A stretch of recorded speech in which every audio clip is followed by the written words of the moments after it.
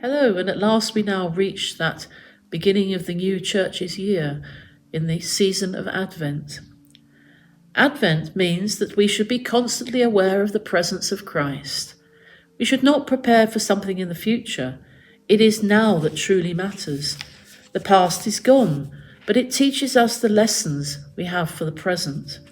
The future does not yet exist, so the best and only way to prepare for the future is to live in the present the best way that we can.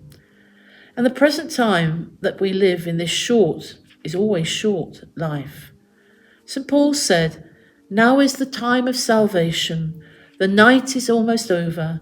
Let us cast off the deeds of darkness and put on the armour of light." Jesus became man, and he said, "I will never leave you. From now to the end of time, I will be with my people." And that's a promise. Let's look at it in another way. Coming means to be constant and constantly coming.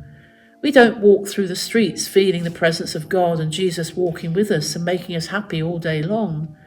No, we live our lives the way we are meant to live our lives, in faith, in love and in truth. This is the way we are meant to live our lives as human beings. You can live without faith, and many people do. You can live without love, and we know many people do. But to look into the future and see no hope is to live in despair. Hope is our future. Hope carries us over those thresholds and makes us aware at the same time of the difficulties of the present moment. And so it is in Advent is a way of looking at life. We look at life face on, realistically, knowing its difficulties, but also knowing its joys. And that is good. But it is much more than that. It is out of this stuff that eternity is created.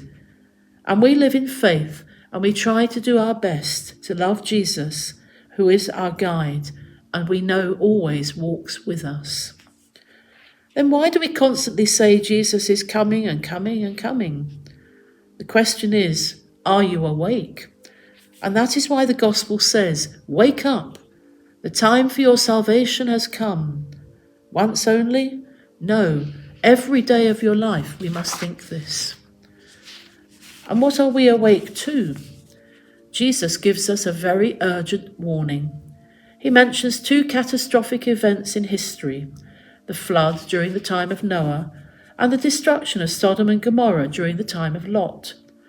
Both of these events took place because the people had become evil and they ignored the repeated warnings of God and just went on with their day-to-day activities as if nothing was about to happen. During our life, both of these factors are very present. People have become evil, perhaps worse than in the time of Noah and Lot, and people do not care about the teachings and warnings of God. In fact, they believe more easily the errors that are being taught by the devil rather than the true word of God. They go on with their worldly activities every day, unmindful of the events that will take place. The great flood and the fire from heaven took place so suddenly that the people were caught totally unaware and unprepared. Such events are happening so frequently over the world in recent years: tsunamis, earthquakes, accidents, typhoons, terrorist attacks, etc. But the Lord wants us to avoid such unfortunate incidents, so he repeatedly gives us the warning: prepare, stay awake at all times, stay awake. The presence of the Messiah in your midst, talking to you, leading you, being with you, forgiving you, all these things that you dream that makes life possible and life worth living. So make up your minds this Advent at the beginning that Christmas is not just about shopping and opening presents and feeling burdened by all the cards I have to write. Christmas is a day each day to understand that God himself is present amongst us.